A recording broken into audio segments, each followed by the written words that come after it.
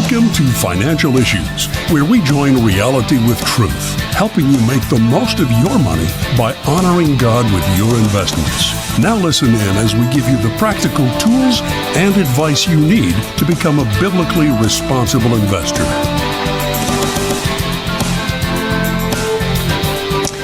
Good morning. Welcome to Financial Issues. We're so glad that you joined us today. You'll hear us talk today about stewardship. That's what we're all about. We're a ministry that teaches the church, the saints of God, how to be good stewards with everything that the Lord has given us. It all bases on the premise that God owns everything, and we want to help you be found a good and faithful steward, because there is going to be a test one day. If you are a partner of the ministry, we have a partner conference call today. The partner conference call will be at noon Central Time. You should have gotten an email already with the information on how to call in. If you did not get that email, log into the website, go to the conference call tab. I don't know if you have to go to partners first, but conference call, and there should be the phone number up there. Yeah, that is correct, Shana. Partners, scroll down to conference call, phone number's right there. Great. Yeah. So on our show today, we're going to talk about how investing must be an act of worship, and we're going to continue on with the year-end campaign encouraging you to give and fund the ministry. We only do it for a short time.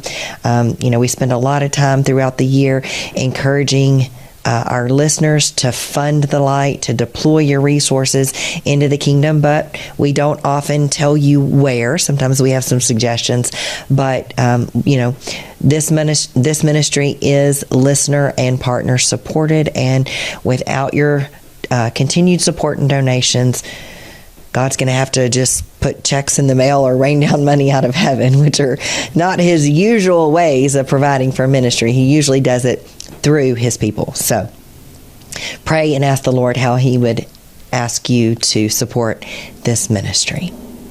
Our stewardship verse today comes from Matthew 4:10.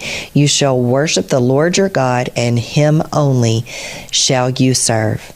That's a pretty tough one. That's kind of complex. I'm not sure how we should really interpret that.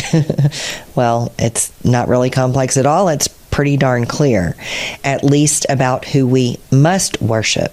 But how do we worship? Well, first thing that comes to most people's mind when you think of worship, you think about the worship team singing and praising. And you can also worship God by serving in his church, being the hands and feet of Christ. You can worship God by sharing your testimony. You can talk about the greatness of God and how good he is and all of his attributes, and how he has helped you and saved you, and all of the wonderful things that he's done for you. And you can worship by giving. What do you think, Seth? Yeah, it's really good, Shana. This verse packs a wallop. Not only is this a restate of, I believe, the first commandment, you shall have no other gods before me, the Lord says, but this was also Jesus' knockout blow to the devil in the wilderness. So this is a big verse here. He left the devil speechless after this one. Satan had no more attacks to send Jesus after this one. Jesus won that showdown.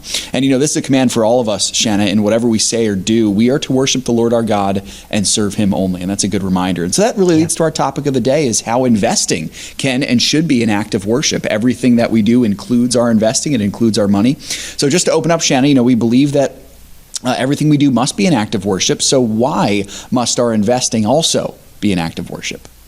Well, because if it wouldn't be everything. That's right. So we're called to honor God in everything that we do, including our investing. So, how can we really say, though, that we honor God if we choose to invest his money in a company that is profiting from making abortion pills, or using shareholder dollars to support Planned Parenthood, or things like the Trevor Project that perpetuate lies to LGBTQ youth, gender confused people? How can we say that we love God and then support companies who are going to use the money to support legislation that tries to redefine marriage? Marriage has already been defined by God as one man and one woman. So who are we to redefine what God has already set into place? Yeah, it's well said, Shana. And then kind of get into how this works. How does our investing become an act of worship? Well, we are, when we commit to biblically responsible investing, we are committing to being holy. We are committing to being set apart. We are committing to come out from among them, as the scriptures say. We don't want to do anything like the world does, because, you mentioned this was a blow to Satan, saying that God was the only one to be worshipped. Well, it didn't cure Satan's desire to be worshipped. He still wants to be worshipped in the world. And, the world, if we're not worshiping God, if we're not worshiping God, we're worshiping something else. And that something else is probably Satan. So, surrendering to God is an act of worship. And with biblically responsible investing, we are surrendering the greed or desire to invest in companies that maybe making a lot of money, because there is a temptation there, but that are using that money to support sin. God hates sin because he's holy and he's God, but he also hates sin because sin hurts his kids. So, why would we want to be funding something that God hates and that hurts people? Well said, Shana. Now, give us a compare and contrast here for just a moment. The effectiveness of biblically responsible investing versus some of the other ethics-based investing methods, impact investing, social justice investing, even the generic faith-based investing among our own circle of Christians. How does BRI stand out from these?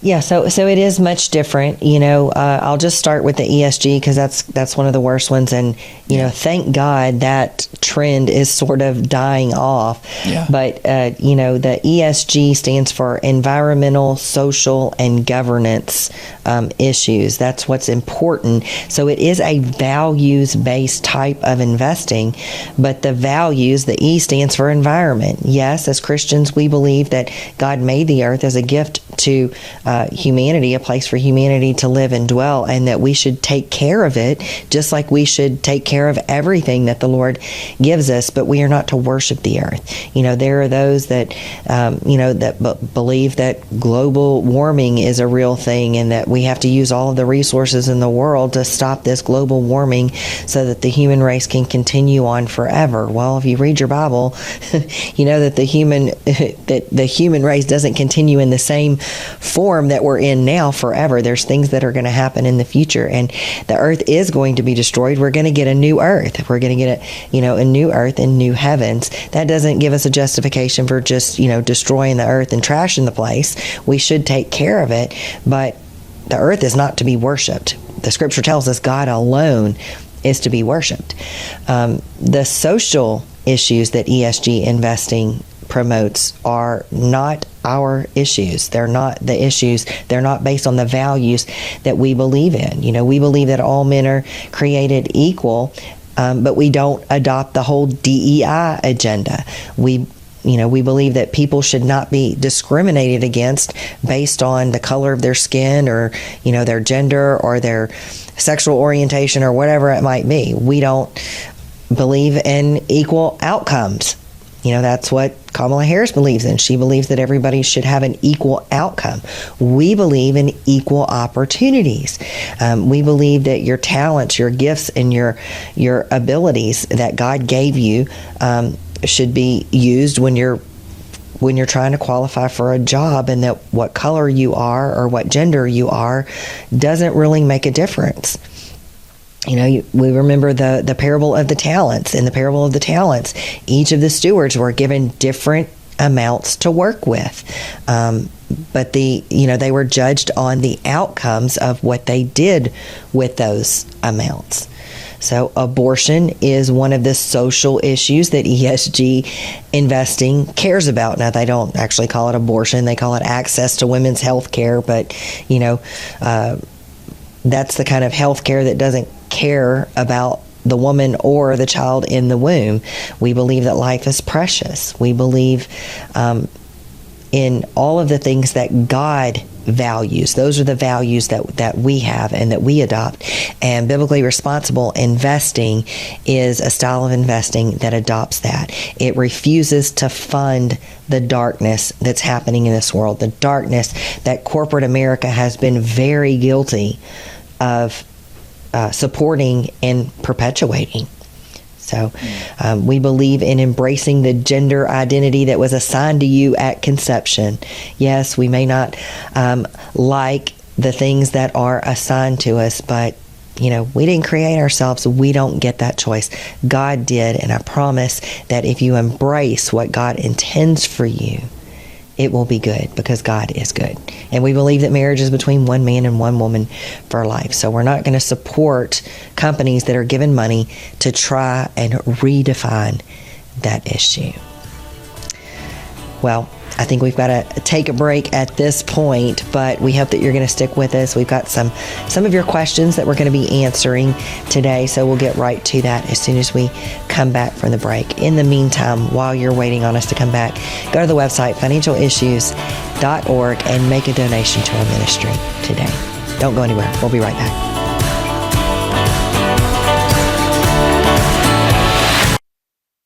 Was sobbing. It was a cry for prayer for God. I'm so sorry, please. So I got on the internet and I just started seeing like abortion pill reversal, and I found a hotline number.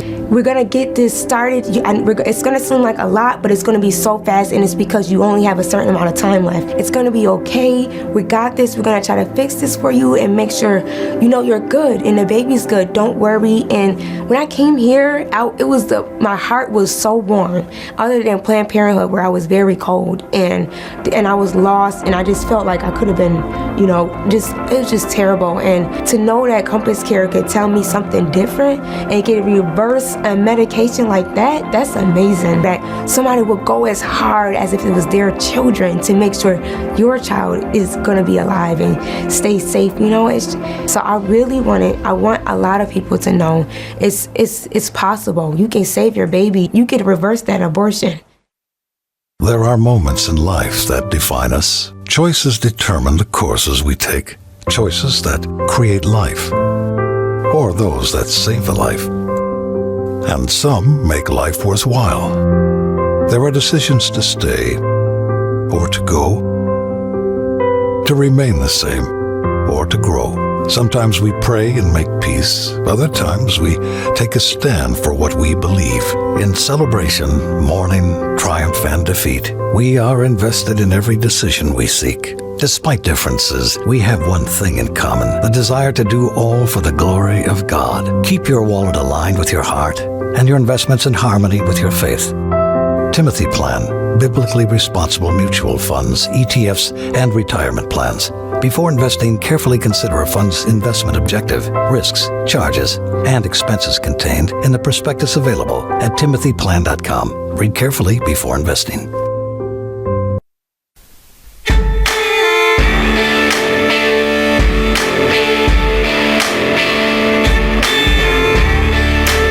Welcome to Financial Issues. We're so glad that you joined us here this morning. We've got a lot to talk about today. So, Seth, why don't we jump right in? I know we've got a lot of questions we need to cover. Yeah, let's do that, Shana. Let's start with Todd.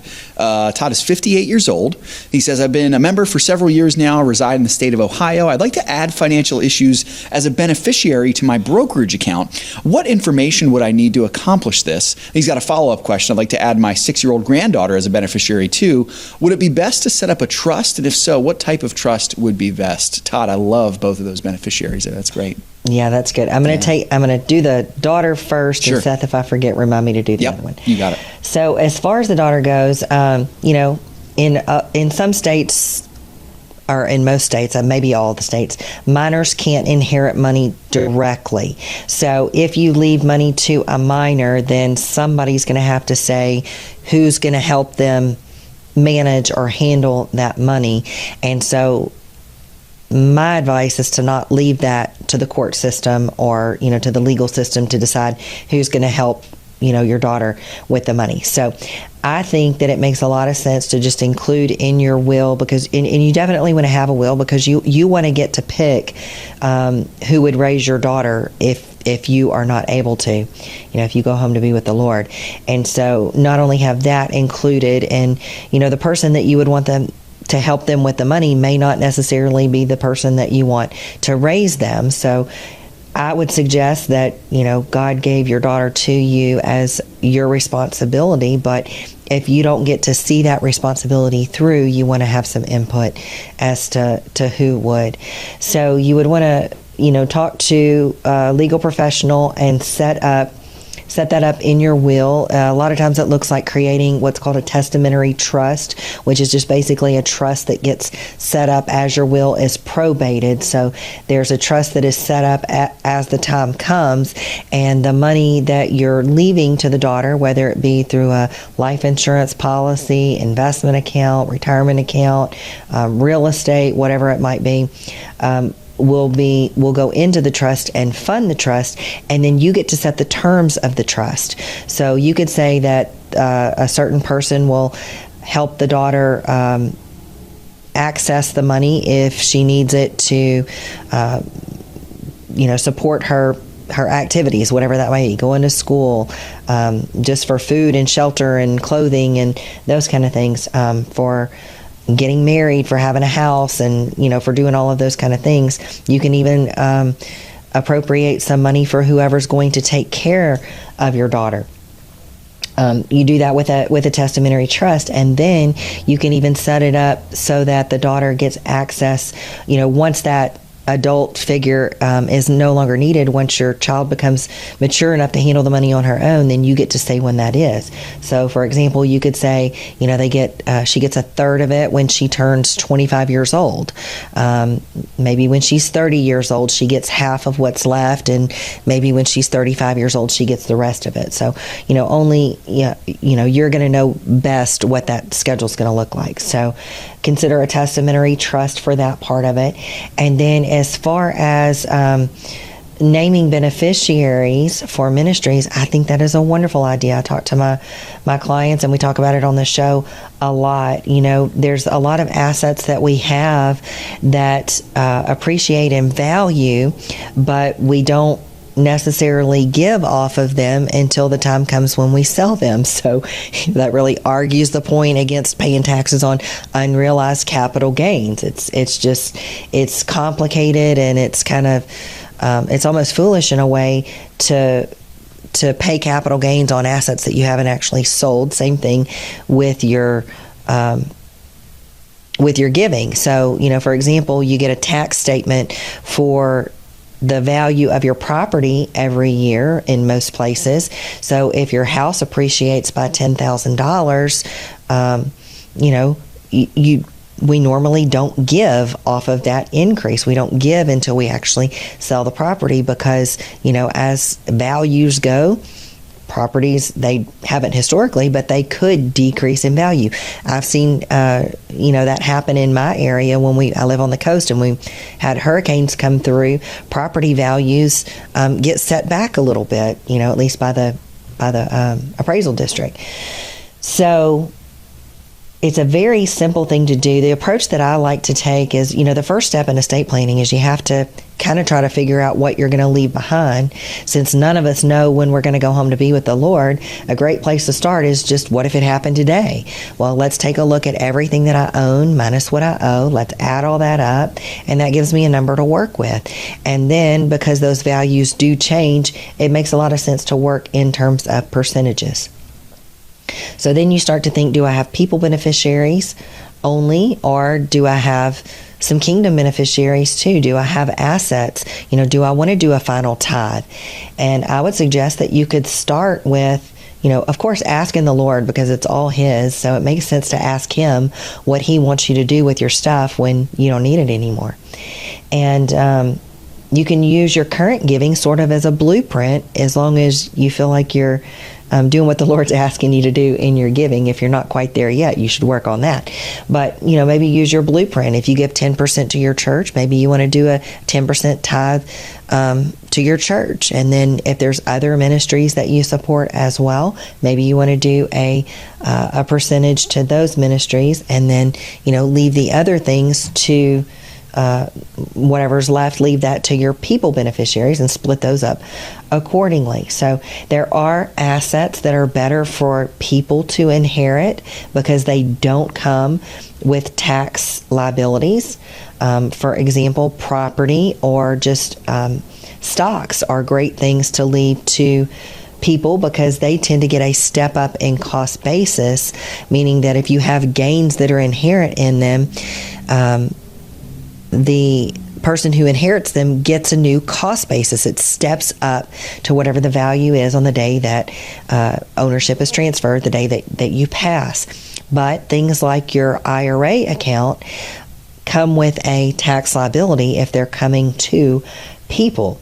So if you have some charitable donations that you want to make at the time of death, the IRA is a great way to do it because you're going to sort of disinherit Uncle Sam from at least that portion of it, because those portions will go without taxes being paid. So it's a very easy thing to do on most accounts. You just have a beneficiary designation, which, by the way, in most places, things that pass by beneficiary designation are considered to be non-probate assets. So, for example, if you have an IRA with a brokerage firm and you pass, they don't ask to see your will when you die. They ask the people in charge to see a copy of the death certificate because there's already beneficiary designations on the account. So you don't have to wait for the will to be probated to get those things settled. So the distributions would be made right away as soon as the appropriate documents were turned in. So you could designate, let's say that you've got $1 million estate, you want 10% to go to ministry. That's $100,000. Let's just say that you have a $100,000 IRA.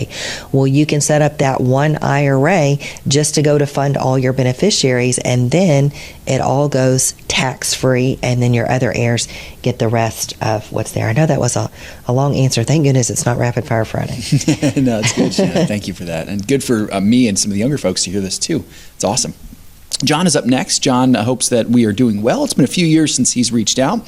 His question is, I'm wanting to take a house that I own and turn it into a charitable gift annuity. I believe that's what it's called. I think I recall Dan mentioning either the AFR, AFA Association. I forgot which one. Does Shana have any recommendations for a charitable gift annuity? What do you think, Shana? Well, I don't have a specific recommendation for a charitable gift annuity. There are ministries out there that do offer them. You kind of have to find them on your own. And what I would suggest is not deciding where you're going to give by which ministries offer a charitable gift annuity, because the odds are very great that your church doesn't. And I would suggest that may be a place that you want to give. And for most people, they don't have just one place that they give to. So when you do a charitable gift annuity, you're locked into doing all of your giving to that one organization, and once you do it, you can never change it. So I would say you would want to be very certain that that's the organization that you want to give to. Now, there are other ways to accomplish what you're trying to do. There is a way to set up a charitable remainder trust, which works very similarly to the concept of a charitable gift annuity. You're basically making an irrevocable gift into a charitable trust. You're going to get income from that trust for as long as you're alive, or you and your wife, however you elect it. And then at your death, what's remaining in that trust is going to go to whatever ministries you choose. So now you have the flexibility to be able to split that up between different ministries. And if you set it up right, there's a way that you're able to, change those ministries if the Lord ever leads you in a different direction. There are complexities with using real estate to fund that kind of trust. So if the income that you're using to put in the trust doesn't have any income, and the property is not going to be sold, then you have an issue with getting income out. So it can be done. There are some intricacies that you have to address, though. Another way, maybe even a simpler way of doing this, it depends on what you're trying to accomplish, if you're trying to get the income or whatever, but you could maybe do what's called a life estate. Maybe it's your own property. You could transfer the deed to the ministry. Now, again, this is an irrevocable thing, so you have to be really certain that this is the ministry that you're that's never going to change for you. You can create a life estate. You would remain in control of and responsible for paying the taxes and making repairs and paying insurance on the house if you're going to do that. And then at death, the property would transfer to the ministry. Now, the benefit that you get out of that is that if it transfers at death, you don't ever have any kind of tax benefit. But if you transfer it now, you get a partial deduction on donating that to ministry. So if you make a donation this month, you're going to get a brochure from us that talks about some of these strategies, that these out-of-the-box thinking kind of strategies that you can use in your estate and generational planning. So go to Financial Issues right now, make that donation, become a monthly soldier, and get that gift. We're going to do some teaching on that at the October conference call. Partner conference call today, so make sure that you are tuned in. Go to the website to get that information if you don't have it in your email. Well, folks, we've got to take a break, but don't go anywhere. We're going to be back with more Financial Issues. Noah surrendered to the radical call to build an ark. Abraham had to leave his friends and family and the place where he lived to experience what God had for him. Both Abraham and Noah had a choice to be obedient. Will you abandon investments in your portfolio that support abortion, gambling, and pornography? Learn how you can invest biblically and abandon investments that dishonor God. Become a Financial Issues partner today. Go to financialissues.org/join to learn more. Hi, this is Shana Bird, the host of Financial Issues. The Financial Issues family is so blessed to have saved tens of thousands of babies, all thanks to the generous support of you, our listeners and viewers. For $140, you can sponsor 5 ultrasounds. Please go to preborn.org, that's preborn.org, or financialissues.org and click on the Preborn logo. Save a baby, save a life. Fear and uncertainty can cause us to hold things tightly and rely on ourselves. But during uncertain times, as believers in Christ, we are called to surrender fully to our sovereign God. The call to surrender to Jesus is one step in our growth in holiness. And it doesn't just mean you give over a few things. It means He gets it all, including our finances, our investments. Learn a biblically responsible investment strategy proven over 25 years. Keep the money God has entrusted to you out of companies that participate in things that God detests. Fully surrender. Become a Financial Issues partner today. Learn more by going to financialissues.org/join. That's financialissues.org/join. Well, this property was actually purchased by my great-grandfather, and we were able to come back to the farm a few years back to keep the family farm, hopefully, in the family. Working together is a lot of fun sometimes and can be very challenging. Iron sharpens iron. Iron sharpens iron. We want to try to provide the freshest possible and healthiest possible produce for our neighbors and our friends and the people that we are able to touch in their lives at the farmers markets. Samaritan Ministries is a perfect fit because we feel like we can actually partner with other Christians to help them provide for their medical needs. We're Tony and Ginger Malik, and we are Grandma and Grandpa's farm in Sparland, Illinois, and we are Samaritan Ministry members.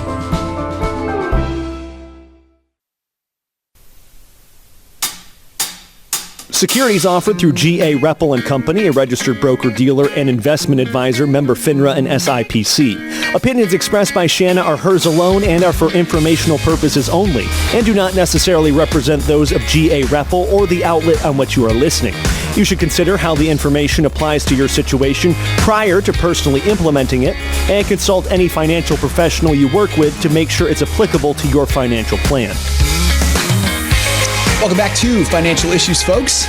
Thanks for joining us on the program today. Hey, you just heard Shana mention we got a conference call later on this afternoon, 1 p.m. Eastern Time, 12 Central Time, as Shana said earlier in the show. You should have received an email yesterday with that information, so make sure that you get the call-in information. It has the access code for you, and I do hope that all of you listening today will be able to join that conference call. It'll be very important as we will be discussing, I'm sure, the Fed's decision yesterday. Very big decision that the Federal Reserve made yesterday. We'll get to that in just a moment here. But I did want to share with you all, we had a great day for our campaign yesterday. Thank you all so much. We had it was really a impressive day. A lot of donors. We just can't say anything else but thank you so much. So I'd love to continue that today. If we have days like yesterday for the rest of the campaign, we'll knock that goal out of the park. And that goal, by the way, is $200,000 for this month, as well as 100 new monthly soldiers. So we're making some great progress there. But thank you all so much. Speaking of the campaign, I think we have a testimony here from Karen in Virginia wants to call in and chime in on today's show. Good morning, Karen. You're live. Good morning, Seth. How are you today? I'm great, thanks. How about you? Thanks for calling. I'm wonderful. I'm happy to call in and share a little bit about my experience with financial issues. Yeah, thank you so much. Please do. Well, I first started with financial issues when my favorite radio station was called Southern Light, and it was Southern gospel, my favorite kind of music, and then all of a sudden it was no longer there. That's a good taste in music, though, Karen. I like that. Thanks. And then since it was no longer there, I listened to what was there, which was AFR, and financial issues was there, and I had never heard anything about biblically responsible investing before. I actually teach financial management for my job, not investing, but just the basics. Awesome. Budgeting and credit and things like that. Awesome. And so this was totally new to me. I had tried so hard to not the consumption issue of patronage issue, you call it, where I don't shop at stores that use the money that I'm giving them for non-biblical purposes. But I had no idea that I was trying to do all that, but yet I was, through my investments, contributing to all those things. And it had never even dawned on me. It was like I had it backwards. I was avoiding the patronage and unknowingly contributing to all those things. Yeah. So it was about 8 years ago, I think. And so I started listening, became a partner, and at that time we didn't have any non-retirement investments. Yeah. So all of our investments were in retirement accounts that were controlled by somebody else. And then I gradually got everything in the retirement accounts biblically responsible through the Timothy plans offerings, and then we started our own investment plan, and our investments just have grown tremendously. Oh, great. But even more than that is just the blessing of knowing that I am not contributing to all those things that I'm praying against. And also, a couple of years ago, the Lord led me to give a presentation to my church about this. And so I was able to talk to many more people about the importance of knowing where your investments are and showing them, these funds are not screening well, and how to screen their own funds and things. So it has been just such a blessing, and I just pray so much for the ministry. I pray that God will continue to grow it. And one of the things that is really important to me is that the partners would be more concerned about the ministry reaching other people than their own benefit. Because I kind of sometimes reading between the lines feel like, when you have a decision like having to stop the news or stations that the partners shouldn't get upset about that, because these decisions you're leading from the Lord to grow the ministry. So that's the most important thing. That's awesome. Karen, thanks so much for sharing that with us. You have blessed me tremendously and the whole ministry. And, I do hope, folks, that you would take some advice from what Karen said. Karen, you set the example there, with going to your church and with opening up your fellow believers' hearts and minds to something that a lot of Christians just don't seem to understand, which is biblically responsible investing. I think a lot of Christians are into faith-based investing. You've heard us talk before about the Southern Baptist Convention, and I'm not speaking ill against them in any regard. I have very high regard for them. But they've used such funds as Guidestone. Guidestone's not biblically responsible. There are a lot of Christian denominations that just don't get it. And so for you to get on the front lines, go to your church and help them see and open their eyes, to how their investments might not be pleasing to God, that's a wonderful thing to do, Karen. So thank you for setting that example for us. That is awesome.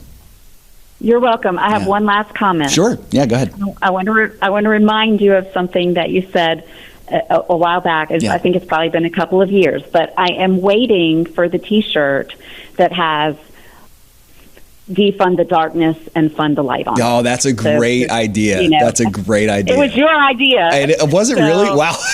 I'm glad you reminded me of that. That's awesome. And I've been waiting with bated breath for that T-shirt to come out so I can get it. Karen, you've been a shining example of how the body of Christ should act, because you're keeping me accountable on something that I said that I evidently forgot from 2 years ago. So thank you for that. Boy, Karen, you've blessed us tremendously with this call. Thank you so much. And I will follow up with our leadership team about that shirt idea and actually do that this time and not forget. Thanks so much, Karen. All right. You're a tremendous blessing to us. God bless you. Yep. Folks, I hope you were blessed by Karen's call there. It really is true. That's the way to do it. Just getting the word out, man. Just getting the word out to your churches, your fellow believers. People need to know about biblically responsible investing, and we're seeing this movement working. We'll get to a headline in just a moment here, but I hope that you were encouraged by that today. And if you do want to join us in this year-end campaign, by the way, the landing page for how to give is financialissues.org/impact. I put it in the chat earlier in the show. Financialissues.org/impact is where you can go to help us reach this goal. So thank you, Karen, for that great call. So quick headline here, folks, before the ag. Yesterday, probably one of the biggest news headlines that we've seen in the financial sphere possibly this year. We did see the Federal Reserve slashed interest rates by a full 50 basis points. That's an aggressive move that showed the market the first rate cut in 4 years. So the federal funds rate is now between 4.75% and 5%. The last time the Fed cut by this many basis points outside of the COVID-19 pandemic, which is when it did it last, was during the financial crisis of 2008. Very, very interesting there. So the Fed said in a post-statement meeting, quote, "The committee has gained greater confidence that inflation is moving sustainably toward that 2% mark that the Fed seems to love, and judges, quote, that the risks to achieving its employment and inflation goals are roughly in balance." Now, the central bank is forecasting a 3.4% rate through 2024. It's a full percentage point cut, and a 2.9% rate through 2026. The markets actually really kind of surged this morning. Yesterday, they didn't really know what to do, with it. They went up and then they, went down when the announcement became public. And by the end of the day yesterday, actually, all three indices were negative territory. The Dow was down 0.25%, S&P down a third, NASDAQ down a third as well. But the pre-markets this morning kind of maybe realized what had happened and shot up like a rocket. And that is where the markets have opened as well, as they opened about 10 minutes ago. The Dow Jones is up well over 1%, the S&P 1.5%, and the NASDAQ 2 and about a third of percentage points. So really, really strong open for the markets on that news there. We got the Ag Report coming up here, and then more financial issues right after this. This is Craig Haugaard with your Financial Issues Ag Update for September 19th. Corn had another quiet session as the U.S. harvest rolls on. Yield reports indicate early yields in Indiana and Ohio are less than hoped for, but not below trend line. Iowa and Illinois yields thus far are at or better than originally hoped for. So for now, the trade is inclined to believe that the states will balance each other out and come in roughly at last month's USDA yield estimate. At the close, December corn was 0.25% higher at $4.12 3/4. quarters. Soybeans rallied on ideas of Chinese demand and weather problems in South America. Brazil's forecast continues to call for rain in the southern states, while the northern states remain dry for the next couple of weeks. Current soil moistures in Brazil are at their lowest point in 30 years. November beans ended the day 8 cents higher at $10.14 per bushel. Wheat was unchanged to slightly lower on the day as grains were just choppy in general. Some rains in the U.S. plains kept a softer tone to the wheats, while the lack of news out of the Black Sea also kept a lid on things. Minneapolis December wheat finished the day 4.5 cents lower at $6.16.5. Kansas City dropped by 1.5 pennies to close at $5.78.5, and Chicago was unchanged at $5.75 3/4. Cotton futures seem like they're breaking back to the support at the 20-day moving average. They moved that direction yesterday with the December futures down 89 points, closing out the session at 71.27. Livestock futures were mixed. December live cattle were unchanged at $179.85 per hundredweight. November feeder cattle dropped by 17.5 cents, settling out today at $238.12.5 per hundred, while December lean hog futures rose by 17.5 cents as they ended the session at $73.87.5 per hundredweight. Class 3 milk futures remain range-bound. Yesterday's close found October futures down 30 points at $23.60. Well, this has been Craig Haugaard with your Financial Issues Ag Update. We'll be right back with more financial issues after this. Are you a Christian seeking to align your investments with your faith? I'm Shana Burt, host of the program Financial Issues. During our program, we share valuable information about the financial issues of the day, including how markets and the economy are moving and how public companies are behaving, helping you to make wise decisions with your investments and the money that the Lord has blessed you with. Using biblical standards, we provide you with valuable financial insight based upon Scripture, making it easy for you to invest in a way that aligns with your values. I can assume that most of you have investments in a 401k or IRA, but what I am sure of is most of you have no clue that the companies in your mutual funds may be funding the LGBTQ agenda, pornography, abortion, the list goes on and on. By listening to Financial Issues, you will learn how to get rid of those investments that are dishonoring God. Become a partner today by simply going to financialissues.org/join. Click the green button to become a partner today. How is Timothy Plan continuing to lead the fight as you guys now enter your fourth decade of leading this fight of biblically responsible investing? We've been too silent for too long, and we can no longer be silent. You stand up, like Ronald Reagan said, we're only one generation away from losing all of our liberty. Yeah. It has to be fought for. I wish it didn't. And you can fight for it. You don't need guns and ammunition and that. You can fight for it, especially with your dollars, because it's always about the money. And when the money starts impacting people, they start paying attention. When we launched this, they said it couldn't be done, but here we are 30 years later. They said you couldn't get competitive returns, but here we are. What a tremendous testament of God's grace. Go to financialissues.org/Timothy Plans to learn more about Timothy Plan.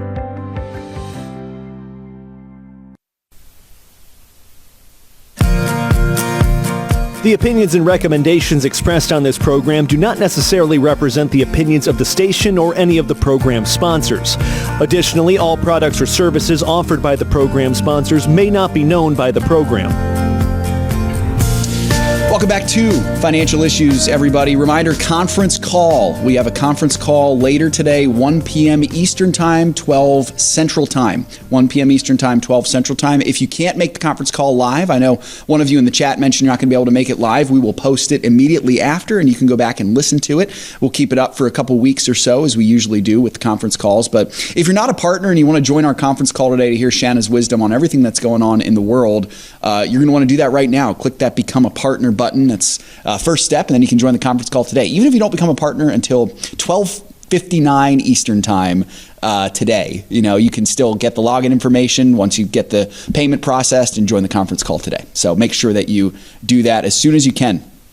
So I'd love to keep Dan Celia's voice on this radio program as often as I can. And so just some more wonderful words of wisdom coming up from our founder, Dan Celia, on the value of the support of the FISM partners, just the appreciation that he had for all of you. I want to continue to show that to you, just to know how much you were loved by him and loved by us. Here's our founder, Dan Celia, on his appreciation for you. I do appreciate all of you being with us. I appreciate your support. And listen, folks, we ask our people, I know people call all the time to say how much they appreciate us. And I am so grateful to that, because I'm grateful to be here. Our ministry, God continues to raise up opportunities for us to grow and grow. And it is very, very exciting to watch and see how those opportunities just continue to get better and better. And I would say that for $20 a month, you can see and do a great deal for us. God continues to put things before us and give us opportunity. But I would say to you that as much as you appreciate it, I would ask you, and I don't know how else to put it, but to put some of a few dollars behind the faith that you have in us, the appreciation, and the prayer that you give us every day, if you can do it. And we're only asking for $20 a month. And countless people have called in to say, trust me, folks, you won't miss it, trying to help motivate people that they do that. It's $20. Some people do 50. Some people do 100. Some people do 5 or 10 or 15. We're only asking for 20. What you do, the amount you do, is between you and the Lord, but it was the $20 a month that well over a year ago now, the Lord laid on my heart to ask, and that's what we're sticking with. So if you can do it, it would be a blessing. You just go on, click on donation, financialissues.org, click on donation, and put in $20. And then put make monthly. There's a check there that you can check off. Do you want to make it monthly? If you would do that, it would be a blessing. One more clip here from our founder, Dan Celia. Short one here, but again, just more love and support for all of you, our partners and listeners. Here's Dan Celia with his words of appreciation for you. When a stock drops off my buy list, if you are a partner with me on the website, if it's a sell, I'm going to send you out an alert. You're going to get an email from me saying, sell such and such a company. But if once it leaves my buy list, it just means it's a hold. It's just not something I'd want you to put new money into. So that's kind of how that works. So anyway, hang on to it if you have it. Good company, wouldn't want you to move it. And if you're not tracking with me and you want to be, you can go to financialissues.org and sign up. And that is, folks, what we use to support our ministry. And it has been, to partner with me is such a blessing. And it is, one of the ways that we are able to keep the ministry alive. And I am sold out, as you all know, about biblically responsible investing, that we cannot be investing our money in abortion, pornography, and all those other things. Amen to that. Hope you folks enjoyed those clips. Speaking of support, I saw a really interesting, a bit of a troubling headline, actually. I'd love to share it with you and share my thoughts on it. So the headline's this: childcare for 2 kids now costs nearly 40% more than rent across 100 largest U.S. metros. So the average monthly cost of full-time childcare for 2 children is roughly $2,180. That's nearly 40% higher than the average monthly cost to rent a 2-bedroom apartment, which is right around almost $1,600 or so. So the study found that Springfield, Massachusetts has the highest childcare to rent ratio, childcare for 2 children costing over $3,000, 135% more than rent. Next highest differences are found in Buffalo, New York, Syracuse, New York, each of those well over 100% respectively. There was a Fox Business interview that said recently, no wonder so many young couples are putting off having children, given the rising costs of housing and childcare. Very interesting. I'm speaking to the young parents for a second here. I am one of you. Putting off children is not the answer, okay? So that's not the right answer. And I speak from experience, and I understand, listen, there are life circumstances. Some folks are not able to have children biologically. I want to be sensitive to that, absolutely. But purposefully putting off children is not the right answer, okay? It's not the right answer. I am so grateful that Megan and I didn't put off children any longer than we already did. We had put them off for several years after we got married. And looking back, part of me wishes, I wish that we had had kids a little bit earlier, because they are a blessing. They're tiring, they're taxing, but they are a blessing. They're expensive too. There's this mindset. Yeah, the guys are laughing there because they know it's true. They're expensive. You'll never be rich enough or ready enough to have kids. So many young people, I hear them say, and I said it before too, I'm just waiting until I have a little more money. I'm waiting until I'm a little more ready. You will never reach that point. If you wait until you are ready, quote unquote, to have kids, you will never have kids. You can always be richer. You can always have a bigger house. It's far better to trust the Lord and step into it if you can and figure it out and trust that Psalm 127 says children are a blessing.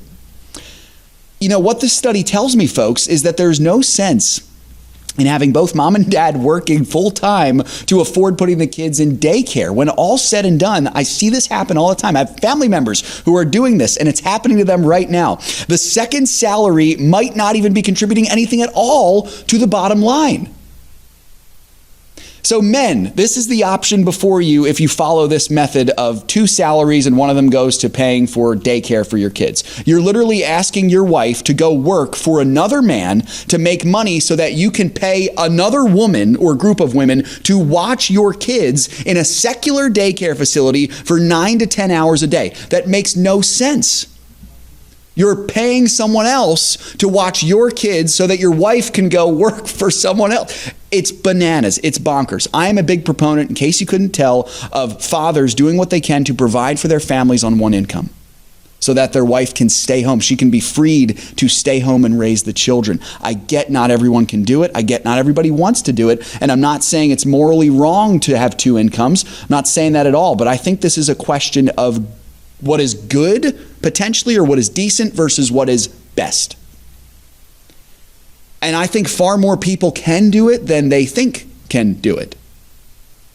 I was in that situation also. Megan and I both worked at one point. We loved having 2 incomes, felt like we were rolling in it. At the end of the day, though, we decided that we were going to be a 1-income family, and it has been a tremendous blessing. And I would not go back. And we have chosen to live modestly, to live within our means, for sure.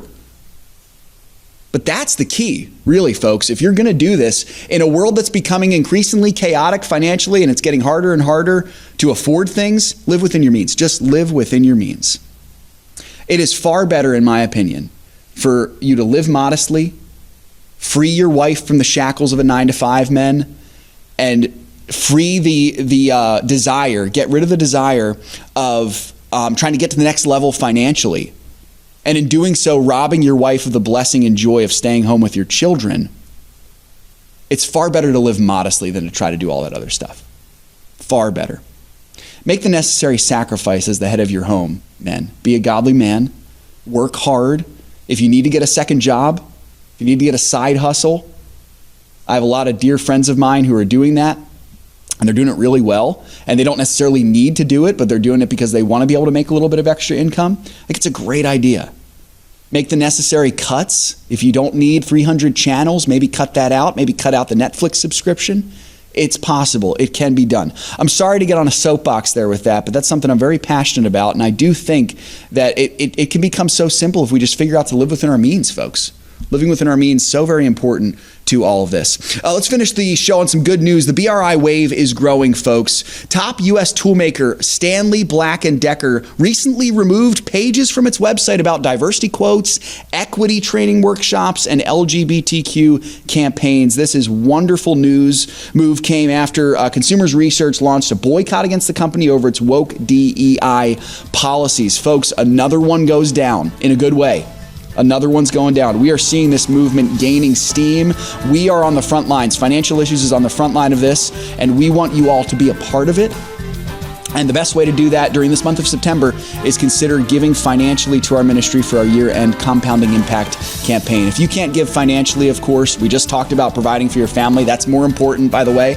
Then consider praying for us. Support the ministry. Share it, like it, do all that stuff you do on social media. Folks, great show. Thank you all so much. It was a joy to be with you. God willing, we'll do it again tomorrow. Hopefully you can join us for the conference call later today. And until next time, remember, it's all His. And let's be found good and faithful stewards with the money God has given to us. We'll see you tomorrow. If we ever forget that we're one nation under God, then we will be a nation gone under. Thank you for joining us. This has been an FISM production.